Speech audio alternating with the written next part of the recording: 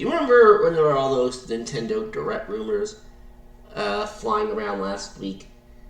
And how I had mentioned in that particular update video I'd done last week that unless Nintendo announces something regarding a Direct, then it's not going to happen.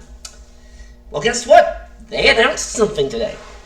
There will indeed be a Nintendo Direct. It is tomorrow, and it is going to be airing at 10 a.m. Eastern Time.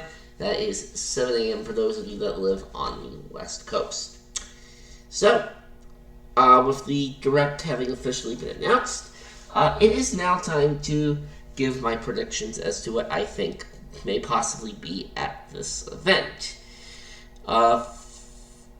Now, first off, let's start with things that I know for sure will not be at this presentation. I can already guarantee that there likely will not be any Pokemon news in this Direct, and for two reasons. One, it's mainly because the Pokemon Company likes to do their stuff separate from Nintendo. That's one reason. This is the way they've operated, that they generally operated the last several years, and that business practice likely won't change anytime soon. So that's one reason. The other reason why I'm why I'm guaranteeing that there won't be any, why there won't be any Pokemon news in this Direct is mainly because, well, we literally just had a trailer for Scarlet and Violet a few days ago. Last Wednesday, I do believe. So yeah, we literally just had a new trailer for that a few days ago. And in that there was also a bit of a double reveal last week too, because you remember, literally at the same time the trailer came out, Nintendo also revealed a Pokemon Scarlet and Violet themed Nintendo Switch OLED, which I am planning on getting. In fact, I actually have it pre-ordered at GameStop. But seeing how these things are generally a tad more expensive than the base model, what's likely going to happen is, here's what's going to happen. So right now I have two Nintendo Switch consoles. My main one that I've had since 2018, and my V2 Switch that I only had for a short time. So this Scarlet themed, Violet themed OLED theoretically would be my third, but in order to get this particular model, I'm likely going to be trading in my V2 Switch, and thankfully, deleting my account info off of that is not going to affect my info, my account on my main Switch, as I conveniently found out, so that's very helpful to know. So, yeah. So I'm going to be upgrading my V2 Switch to the OLED model, and then I should be good on Switch consoles for a while. Okay. Now, so we know for a fact, so for those reasons, yeah, Pokemon news generally is more than likely not going to be at this Direct, and that's really the only guarantee that I can make. Now, stuff that I think could possibly be there, but may not. Info on Breath of the Wild 2. Now, this game was supposed to come out, originally I think it was supposed to come out during this holiday season, and they delayed it to early 2023. And actually, as a matter of fact, Nintendo did say on their Twitter that this Direct was mainly going to be focused on games releasing during this upcoming winter season. So, essentially, the first few months or so of 2023. It would be nice if they showed more stuff on for Breath of the Wild 2, I mean, I'm not going to get the game, but I would still like to see, like, maybe another trailer or something like that. Now, one thing I know for a fact will probably be there, or at least I'm hoping may be there. And it would make sense if they did this, is the trailer for the Mario movie.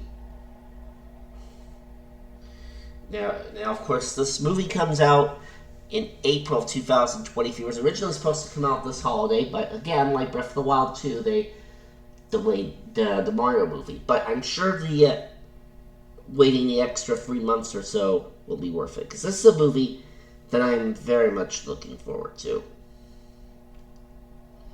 So we'll see what happens with this. Now, there's also rumors that there'll be remasters of Twilight Princess and Wind Waker from the Legend of Zelda series in this direct. So we'll have to see what happens there. Now, some other things that I personally would like to see in this direct, but may or may not happen. I kind of like to see, like, Advance Wars again, because if you remember, Advance Wars, I'm talking about the remaster for Advance Wars, by the way. That game originally was supposed to come out, at this point it would have been about 9 months ago. That was originally supposed to come out, and then they delayed it because they said they needed more time to work on it.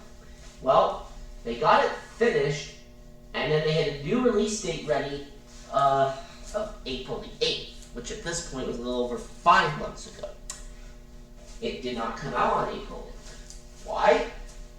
Because of circumstances that happened, and since I do not want this to get demonetized, I will not go into specifics as to what those circumstances are, but I think you should probably get a general idea of what I'm talking about.